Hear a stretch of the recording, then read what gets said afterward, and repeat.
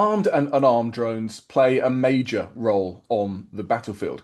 When it comes down to the unarmed systems, sometimes they're seen as being value neutral and utilized to um, monitor troop movements near borders. And for some reason, we think that that carries no political weight and might not lead to escalation with other nation states. But the truth is that even though a drone may have no specific kinetic weapon systems on it, it doesn't mean that it isn't somewhat dangerous. In the literature, we call them unarmed and dangerous, to riff off some of the work of Arthur Holland Michel. And what we mean by that is that these drones can carry electronic warfare measures, so they can be used to jam electronic systems in the region. They can be used to send messages down to troops below or civilians in terms of misinformation and fake news.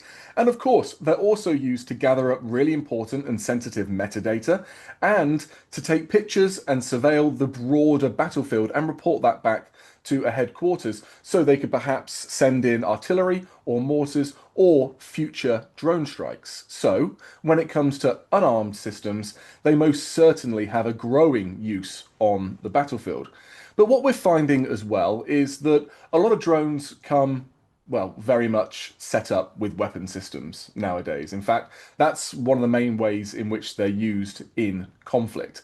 But the term armed drone also is a kind of overarching umbrella term that covers so many things. It can talk about the larger medium altitude, long endurance drones, or the one-way attack drones that are smaller and have a long distance and are somewhat, we say sometimes, kamikaze or suicide in use, meaning that they do not return from that strike. They are disposable systems. And then you have those smaller quadcopter systems. All of those can be armed drones. And then alongside that, we're seeing this transformation on the battlefield where it's not just aerial systems that can be called drones anymore, but we're also looking at UGVs, so that's uncrewed ground vehicles or ground drones that are utilized on the battlefield.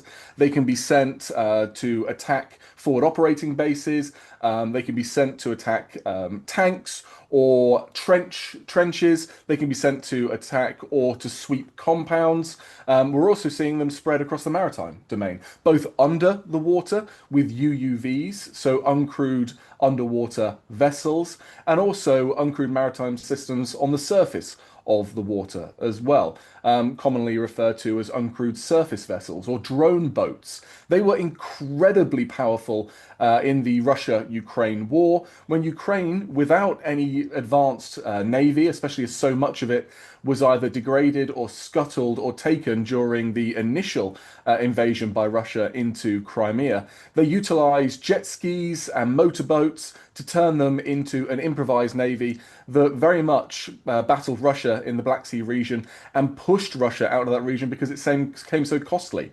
We're seeing that capability spread as well right now with the Houthis utilizing these sort of drones. The Houthis, a violent non-state actor group, utilizing these drones against international shipping in the Red Sea region. So these are the growing trends that we're seeing in both unarmed and armed drones.